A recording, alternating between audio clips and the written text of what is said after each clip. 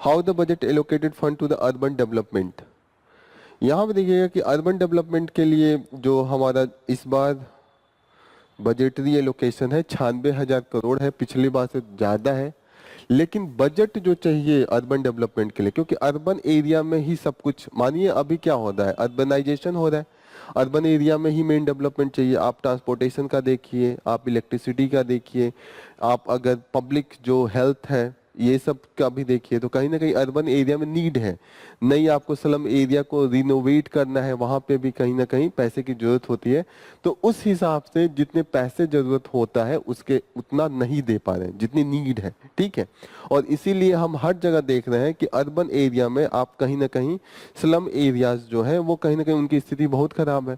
जो ट्रांसपोर्टेशन की स्थिति है बहुत बेकार है।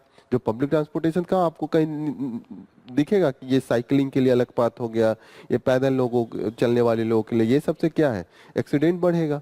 कंजेशन क्यों लगता है, क्योंकि हर एक तरीके का जितने भी कम्युनिकेशन के टाइप्स हैं सब एक ही रोड पे फ्लो कर रहे हैं। तो ये सब चीजें यहाँ पे हैं। अभी देखिएगा कि इन्होंने कहा कि अर्बन डेवलपमेंट के ही अंडर में इन्होंने प्रधानमंत्री आवास योजना भी चलाया था। ये भी जितनी डिमांड है उतना डिलीवर नहीं कर पा रहे हैं, क्योंकि डिमांड ज़्यादा है और इनकी जो फंडिंग है वो काफ़ी कम है। तो यहाँ पे इन्होंने यही सब चीज़ें डिस्कस की हैं। फिर इन्होंने कहा कि अब अर्बन डेवलपमेंट की भी जो फंडिंग है 3 तरीकों से करते हैं। पहला होता है कि अर्बन लोकल बॉडीज को डायरेक्ट ट्रांसफर करते हैं, ठीक है, डायरेक्ट ट्रांसफर। दूसरा जो हम लोग पढ़ रहे थे, central sponsored scheme and central sector scheme, ठीक है। सेंट्रल सेक्टर स्कीम जैसे कि ये स्मार्ट सिटी का प्रोग्राम चला रहे हैं वो सेंट्रल सेक्टर है, ठीक है।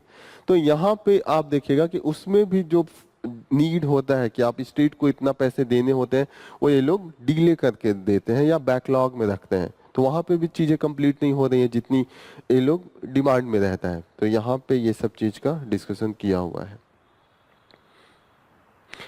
इन्होंने कहा है कि PMAY जो प्रधानमंत्री आवास योजना है उसमें 30% का रिडक्शन किया हुआ है compare to the last year.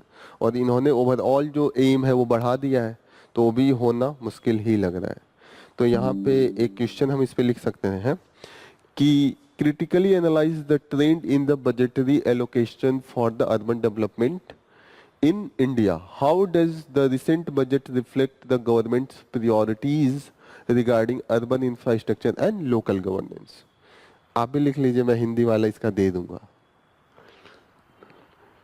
यहाँ पे बोल रहे हैं कि critically analyse the budgetary allocation. जो बजटरी एलोकेशन उसको आपको क्रिटिकल एनालिसिस करना है, मतलब निगेटिव भी बताना है, थोड़ा बहुत पॉजिटिव भी बनाना है। Allocation for urban development.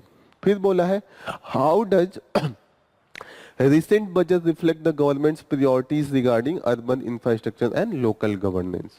तो कैसे आप अर्बन लोकल बॉडीज को भी उतना पे करते हैं, क्योंकि अर्बन लोकल बॉडीज का टैक्सेशन पावर बहुत कम है, मैक्सिमम पावर सेंटर ले रखा है, फिर जो बचा खसा है वो स्टेट के पास है। तो आपने रिस्पॉन्सिबिलिटी उनको ज्यादा दे रखा है कि आप नाला भी बनवाइए, पानी की सप्लाई भी आप ही दिलवाइए, ठीक है, सीवरेज भी आप ही बनवाइए। लेकिन उनके पास एलोकेशन नहीं है फॉर द क्या, टैक्सेशन का। तो अगर आप उनको डायरेक्ट ट्रांसफर नहीं करेंगे तो दिक्कत है। आवास योजना में भी उनको आपने बहुत कुछ दे रखा है। तो ये सब चीजें तब तक नहीं होंगी जब तक आप लोकल बॉडीज को ज्यादा आप रिस्पॉन्सिबिलिटी के साथ साथ फंडिंग भी करते हैं।